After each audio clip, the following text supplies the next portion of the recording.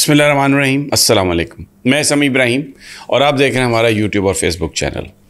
दो तीन बड़ी अहम चीज़ें हैं जो इस वक्त पाकिस्तान में डिस्कस हो रही हैं, सोशल मीडिया पर भी। मेन स्ट्रीम मीडिया तो डिस्कस नहीं कर रहा। एक तो जस्टिस अमीनुद्दीन ने जो रिमार्क्स दिए हैं, सुप्रीम कोर्ट के 2 मेंबर बेंच सुन रहा था जमात इस्लामी के अमीर की दरख्वास्त पनामा पेपर्स के हवाले से। तो सवाल ये हुआ कि जी तारिक महमूद साहब ने कहा कि एक ही ख़ानदान के बारे में क्यों वहाँ पर तहकीकात की गई और बाकियों को क्यों छोड़ दिया गया। और जस्टिस अमीनुद्दीन ने उस वक्त ये कहा कि बहुत कुछ कहने को दिल करता है लेकिन कह नहीं पा रहे। तो एक सवाल है सोशल मीडिया पर, इस पर बड़ी बातचीत हो रही है कि जनाब क्या ऐसी प्रॉब्लम है, क्या ऐसा दबाव है, क्या ऐसी चीज़ है। अमीनुद्दीन साहब ने कहा है कि जी जज साहब कि मैं वो कह नहीं सकता। आप सुप्रीम कोर्ट के जज हैं, अगर आप कुछ नहीं कह सकते तो आम आदमी की क्या हालत होगी। तो एक ऐसी गुफ्तगू जिसने इबाहम पैदा किया, बहुत सारा इबाहम पैदा किया, ये किया सुप्रीम कोर्ट के जज साहब ने। अच्छा, इस पर अब सोशल मीडिया पर बड़ी बात हो रही है। बहुत सारे लोग जो हैं वो बात कर रहे हैं। मंसूर अली ख़ान बड़े एक नोन वो वीलॉगर हैं और बड़े एंकर हैं, बड़ा खुलकर बात करते हैं। इसमें कोई शक नहीं कि शरीफ ख़ानदान के बहुत करीब हैं, लेकिन इंडिपेंडेंट होने का पोस्टर देते हैं। बात उनकी जो भी राय है, उनके जो भी थॉट्स हैं, he is entitled to carry on that, इसलिए कि आईने पाकिस्तान इस बात की इजाज़त देता है। मैं 3-4 चीज़ें जो उन्होंने भी उठाई पर्टिकुलरली अपने वीलॉग में, मैं उनका अभी सोच रहा था कि उस पर मुझे बात करनी चाहिए। एक तो ये जो है अमीनुद्दीन साहब की बात, इस पर सुप्रीम कोर्ट को चाहिए वजाहत दे, इस पर जज साहब को चाहिए वो वजाहत दें कि किस हवाले से वो ये बात कर रहे थे। कौन सी ऐसी कदगने और पाबंदियां हैं पाकिस्तान में कि एक सुप्रीम कोर्ट का जज नहीं बोल सकता और पनामा केस पर वो यानी रेफरेंस में वो सब कुछ हो रहा है। तो ये बात उन्हें करनी चाहिए। ये जिस तरीके से मंसूर अली ख़ान ने इसको उठाया और कई बहुत सारे जो वीलॉगर्स हैं वो उसका ज़िमनन इसका वो जिक्र कर रहे हैं, इसने बड़ा एक इबाहम क्रिएट किया कि क्या कौन सा दबाव है सुप्रीम कोर्ट के जज पर, कौन सा दबाव है जी कि जिस पर वो बात नहीं कर सकता, खुलकर बात करे। क्योंकि उनका ये कहना, उसने तो बड़ा इबाहम क्रिएट किया। अच्छा, अब जो मंसूर अली ख़ान साहब का जो वीलॉग है, मैं उसको एक रेफरेंस के तौर पर पेश करूंगा। देखिए, उनकी एक बड़ी यूनिक पोजीशन है, बड़े क्लोज हैं शरीफ ख़ानदान के, इमरान खान साहब से भी मिले वो, और बहुत वो उन्होंने अपने इस वीलॉग में जिस तरह टेक्निकली जो उन्होंने बात कही है, मैं उसको आपके सामने रखता हूँ क्योंकि ये बुनियादी तौर पर जो समझने वाले हैं वो समझते हैं कि मंसूर अली ख़ान साहब की गुफ्तगू का क्या मतलब है। एक तो उन्होंने शहबाज शरीफ की हुकूमत ने तनख्वाहों में इजाफ़ा किया। वज़ारत ख़ज़ाना शहबाज शरीफ के पास है, इसहाक डार साहब के पास है, लेकिन एक जो चीज़ मुझे नज़र आई कि आसिफ अली ज़रदारी की जो शख्सियत का सहर है वो अब बहुत सारे जो एंकर्स हैं, बहुत सारे जो वीलॉगर्स हैं, उनके सर चढ़ कर बोल रहा है। क्यों? नून लीग वाले इस बात पर बड़े परेशान हैं। पाकिस्तान में एक चीज़ डिस्कस हो रही है कि शायद आने वाले वक्तों में नून लीग की जगह पीपल्स पार्टी को अहमियत मिलेगी, इंतखाबात में भी, नताइज में भी, और उसके बाद जो मैनिपुलेशन होनी है पीपल्स पार्टी और आसिफ अली ज़रदारी साहब, उसमें उनको अहमियत है। और ये बात मुझे मंसूर अली ख़ान के व्लॉग में भी नज़र आई, क्योंकि उन्होंने ये कहा कि तनख्वाहों में 30% और 35% इजाफा तो हुआ है, लेकिन ये कहा जा रहा है कि बेसिकली ये इजाफा आसिफ ज़रदारी की वजह से हुआ है, पीपल्स पार्टी की वजह से हुआ है।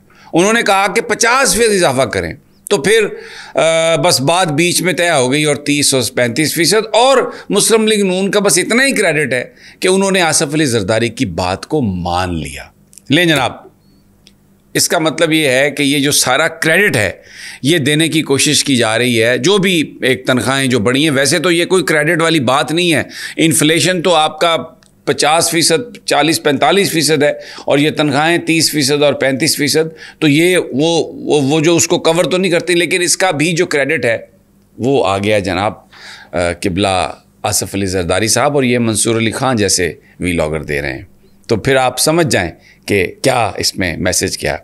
دوسری ایک بات کی جا رہی ہے جی کہ ایک ہی خاندان کو, اور منصور علی خان صاحب کہتے ہیں عمران خان ہویا سی, عمرانیہ ہویا سی, سپریم کورٹ نے اس واسطے صرف عمران خان کا اس میں وہ نواز شریف کے خاندان کو لیا. غلط. آپ سے میں یہ توقع نہیں کرتا تھا کہ آپ اس طریقے سے بات کریں گے, اس لیے کہ آپ ایک صحافی ہیں اور بہت ساری چیزوں کا آپ کو پتہ ہے. پاناما پیپرز کی یہ لسٹ پڑی ہوئی ہے میرے پاس, جن لوگوں کے بارے میں بات ہوئی. پوری دنیا میں کئی وزرائے اعظم تھے, کئی صدور تھے, بڑے بڑے لوگ تھے, ویسے تو اس میں ہزاروں لوگ تھے, لیکن آپ یہ دیکھیں کہ جس خاندان کا جو اقتدار میں ہے, جس کا ایک فیصلہ کروڑوں لوگوں کی زندگیوں پر امپیکٹ کرتا ہے, تو اسی کو اٹھایا جائے گا نا, اسی پر بات کی جائے گی. تو نواز شریف صاحب پاکستان کے وزیر اعظم تھے, اور اسی لیے باقی جن ممالک میں مثلا قطر کے سابق امیر کا اس میں نام ہے, UAE کے جو خلیفہ ہیں دبئی کے, ان کا اس میں نام ہے, آسٹریلیا کے نائب وزیر اعظم کا نام تھا. یہ میرے پاس ایک لسٹ پڑی ہوئی ہے, اس میں جارجیا کے اور آئس لینڈ کے. تو ہر ملک میں جو ٹاپ کے لوگ تھے, جو پولیٹیکلی امپیکٹ کر سکتے تھے, ان کے بارے میں تحقیقات ہوئیں. اور ویسے میں آپ کو یہ بات بتاؤں, اب کیونکہ ذکر آ گیا, نواز شریف صاحب جب وہاں سے وہ نکالے گئے اور ان کو نااہل قرار دیا گیا, تو نون لیگ نے کیس بنا دیا کہ جی اپنے باپ سے صرف تنخواہ نہیں لی تھی اس لیے. غلط. یہ میں کریکٹ کر دوں, اور آپ کا بھی کام تھا منصور صاحب, آپ اسے کریکٹ کرتے. نواز شریف کو اس لیے نااہل قرار دیا گیا تھا کہ انہوں نے جھوٹ بولا. جھوٹ بولنے والا صادق اور امین نہیں ہوتا. انہوں نے ایک اکاؤنٹ کو چھپایا. جو اکاؤنٹ چھپاتا ہے وہ پاکستان کے قانون میں اس بات کی اجازت نہیں تھی. اور ایک بات کہ تنخواہ اپنے بچے سے نہیں لی کمپنی کی, یہ ایک بات تھی. اصل بات یہ تھی کہ یہ بتایا جائے کہ اس اکاؤنٹ سے کتنے لاکھ ڈالر ٹرانسفر ہوئے, اور وہ کہاں سے آئے تھے, کوئی ان کا آتا پتہ نہیں تھا. لاکھوں ڈالر اس اکاؤنٹ سے نواز شریف صاحب کے ٹرانسفر ہوئے ان کے بچے کے اکاؤنٹ میں, جو کاروبار میں استعمال ہوئے. اور یہ نون لیگ یہ بنا رہی ہے بیانیہ, اور جھوٹ بولتے ہیں شرم کے بغیر, بڑی ڈٹھائی سے کہتے ہیں کہ جی وہ باپ سے تنخواہ نہیں لی بیٹے نے اس لیے نااہل کیا. بالکل اس لیے نااہل نہیں ہوا. جھوٹ بولا نواز شریف نے, اکاؤنٹ چھپایا نواز شریف نے, لاکھوں ڈالر اس اکاؤنٹ سے ٹرانسفر کیے. یہ جرم تھا جس کی وجہ سے سپریم کورٹ آف پاکستان نے ان کو نااہل قرار دیا. اور دوسرے جو لوگ ہیں ان کی جو انویسٹیگیشن, اچھا پھر یہ آپ یاد رکھیں کہ جو نواز شریف کی انویسٹیگیشن ہوئی تھی وہ ایک 5 ممبر انویسٹیگیشن ٹیم تھی. اس میں FIA کا نمائندہ تھا, اس میں ISI کا نمائندہ تھا, اس میں یعنی یہ ایجنسیوں کے باقاعدہ طور پر پورا وہ ایک جوائنٹ انویسٹیگیشن تھی, اور اس کو FIA کے جو صاحب تھے وہ اس کو لیڈ کر رہے تھے. اس لیے اس پر الزام لگانا اور یہ کہنا کہ جی وہ بس عمرانیہ ہو گیا تھا. اچھا پھر یہ منصور صاحب کہہ رہے ہیں, وہ ثاقب نثار صاحب نے بھی یہ خبر پڑھ لی ہوگی. یعنی جو مریم نواز کے بیانیے ہیں نا, جو نون لیگ کے بیانیے ہیں, آپ بہت قابل عزت ہیں, قابل احترام ہیں ہمارے لیے Mansoor sahab, and you are entitled to your thoughts. میں کوئی اس پہ بات نہیں کر رہا, لیکن یہ جو آپ انڈیپینڈنٹ ہو کر کوشش کر رہے ہیں نا کہ جی میں تو بس حق سچ کی بات کر رہا ہوں, ایسا نہیں ہے. آپ کی ایک ایک جو لائن ہے, آپ اور بہت سارے لوگ جو اس وقت وی لاگ کر رہے ہیں, جیسے میں ہوں, بالکل اوپن ہے. میں ایک ایڈیٹوریلی میرا جو میری حمایت ہے وہ نئے الیکشن کے لیے ہے. میری حمایت یہ ہے کہ کسی آدمی کو آپ, کسی جماعت کو آپ بین نہیں کر سکتے, سیاست کو بین نہیں کر سکتے. چند لوگوں نے برا کیا, قانون کے خلاف کام کیا, آپ انہیں سزا دیں قانون کے مطابق. دیکھیں کون پاکستانی ہے جو خدا نخواستہ یہ کہے کہ پاکستان کی جو آرمی انسٹالیشنز ہیں ان پر حملہ ہو؟ کوئی بھی نہیں. میں مخالف ہوں اس بات کا, اور جس نے بھی کیا اس کو سزا ملنی چاہیے. کوئی ہماری فوج کے خلاف بیانیہ بنا نہیں سکتا, لیکن کوئی بیانیہ بن بھی نہ رہا ہو اور آپ کسی کو رگڑنے کے لیے یہ کہنا شروع کر دیں کہ سمیع ابراہیم کا یہ بیانیہ, سمیع ابراہیم کا یہ بیانیہ. ایسا نہیں ہے, لوگوں کو سب پتہ ہے, نظر آ رہا ہے سب کچھ. تو یہ جو آپ بات کر رہے ہیں نا اس وقت کہ جناب صرف شریف خاندان کو اس وقت نشانہ بنایا گیا, اور اس وقت عمران خان ہوا تھا, عدالت کو عمران خان کو فیور کر رہی تھی. کیا بات کر رہے ہیں آپ؟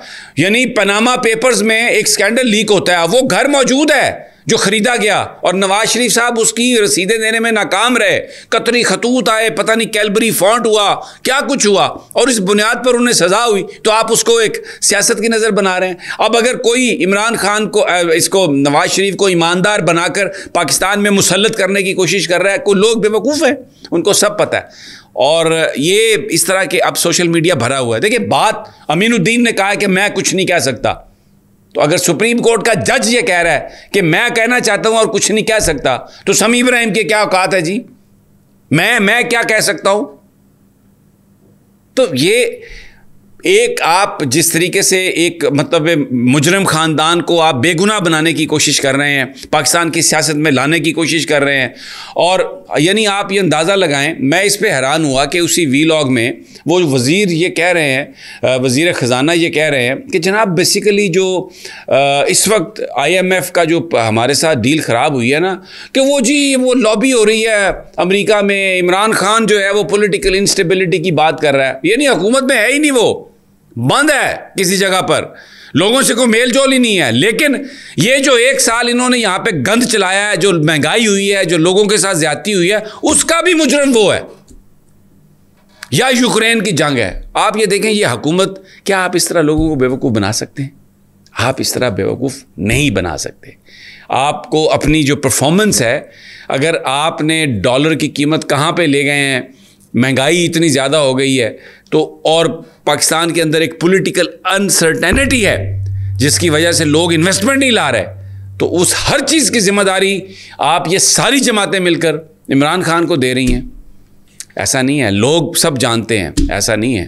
اور آخر میں پھر امین الدین صاحب اپنے اس ابہام کو کلیئر کریں کہ کیا آپ کو پرابلم ہے, کیوں نہیں آپ بات کر سکتے؟ آپ بولے, آپ تو جج ہیں, آپ تو انصاف دینے والے ہیں, آپ جج ہیں, آپ بولیں کیا پرابلم ہے آپ کو, کس لیے آپ بات نہیں کر سکتے؟ بہرحال مجھے اگلی ویڈیو تک اجازت دیجیے. اللہ نگہبان.